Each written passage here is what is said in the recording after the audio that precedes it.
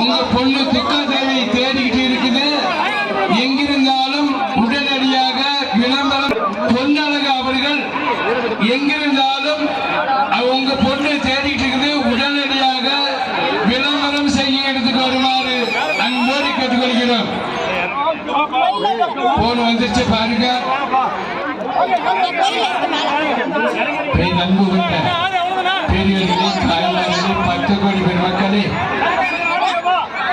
நமது நன்ச இடையாறு அருள்மிகு மகாமாரியம்மனை சோலை மதி அண்ணா அவர்கள் காலையில 3 மணிக்கு வந்துட்டு இன்னும் மாரியாங்க கோயில பூக்களை எல்லாம் சரி பண்ணி பார்த்துட்டு இருக்கிறாங்க.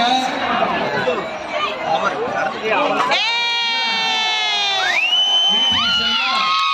3 மணி நேரம் ஆகும்.